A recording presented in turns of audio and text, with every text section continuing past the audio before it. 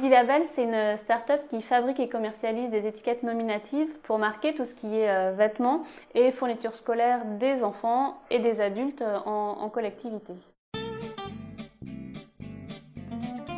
J'ai travaillé pendant plus de 10 ans dans la production cinématographique, donc un univers passionnant, enrichissant et inspirant.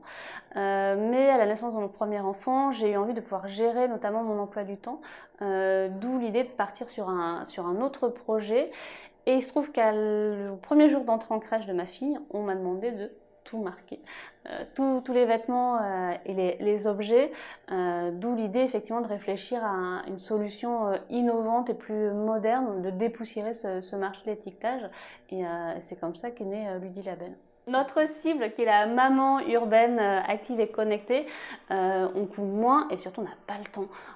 Donc l'idée c'était vraiment d'avoir un produit facile à poser et aussi ludique. Là c'est vrai qu'on parle des vêtements, mais je sais que voilà, typiquement pour les fournitures scolaires, ce sont maintenant les enfants qui s'y collent, sans mauvais jeu de mots, et qui vont, parce que c'est facile, coller sur chaque crayon. Et là je vous parle des 12 crayons de couleur, des 24 feutres, des 5 tubes de colle qu'il va falloir marquer. Là voilà, les enfants de 6 ans peuvent identifier eux-mêmes leur fourniture scolaire.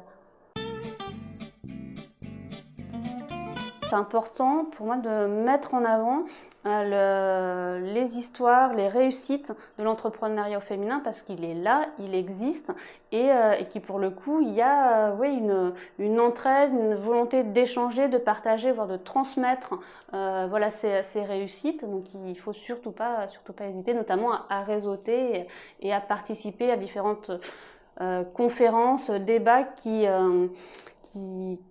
existent et qui se créent de plus en plus, effectivement axés sur l'entrepreneuriat au féminin, parce qu'il y a un vrai besoin de le mettre en avant pour le rendre accessible à toutes ces porteuses de projets qui sont là, qui n'osent pas et qui pourtant ont des bonnes idées, qui méritent d'exister et de se transformer en société, en entreprise qui réussissent.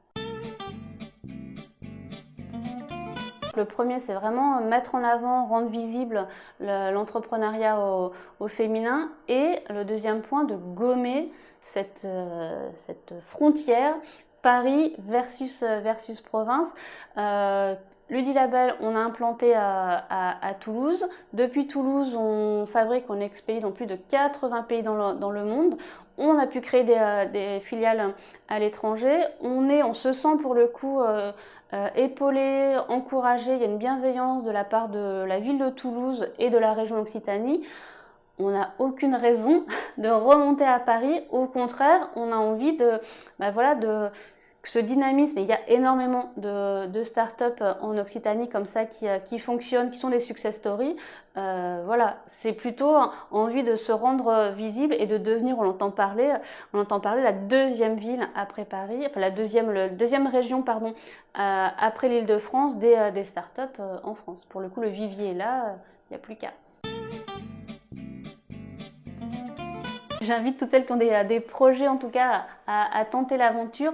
J'ai envie de dire que le point le plus important, c'est que votre projet corresponde à un besoin. On a tendance à avoir une idée et à se lancer comme ça, tête baissée, sans pour autant la confronter. Et ça, c'est important pour le coup d'échanger. Ça vous permet de structurer déjà votre idée, de voir si elle est viable, de travailler votre business model.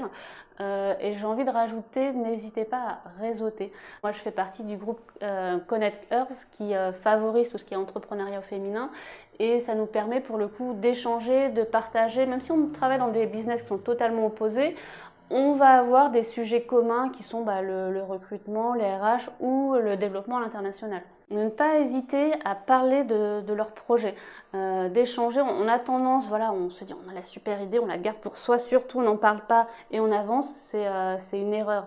Parce que voilà, en parler, ça va vous permettre de la confronter, de vous rendre compte qu'il y a des petits points à améliorer, de travailler effectivement le business model. Ok, j'ai la super idée, mais est-ce qu'elle va fonctionner? Est-ce qu'elle va plaire à un nombre important? Est-ce que c'est un besoin qui va pouvoir être renouvelé, donc les gens on va pouvoir fidéliser notre clientèle. C'est tout un tas de questions qu'il est important de se poser, et le fait d'échanger voilà, va vous permettre vraiment de structurer votre projet, de le maîtriser, et si vous avez besoin effectivement de devoir frapper aux portes des investisseurs financiers, vous aurez quelque chose de construit qui tient la route et que vous maîtriserez bien et qui va vous permettre effectivement d'aboutir, de valider tous ces dossiers, ces demandes en cours. Continuer notre développement à l'international. Donc là, on a une première filiale en Italie, au plein cœur de Milan. L'idée, c'est de mettre d'autres filiales comme ça un peu partout en Europe pour devenir numéro 1 européen donc, de l'étiquette nominative, d'aller chercher d'autres marchés, parce que c'est vrai qu'on est très axé sur l'enfant. On a évoqué à demi-mot les seniors, où là, le besoin d'identification est le même. Et il y a d'autres structures comme ça où le besoin de marquer les vêtements est présent. Et parce que c'est amusant, sortir de nouveaux produits en respectant notre charte qui est que ce produit soit qualitatif, esthétiquement joli et ludique. Donc on a plein d'idées comme ça qui vont germer, qui vont se mettre en place en tout cas, qui vont être proposées au grand public au cours de l'année 2018.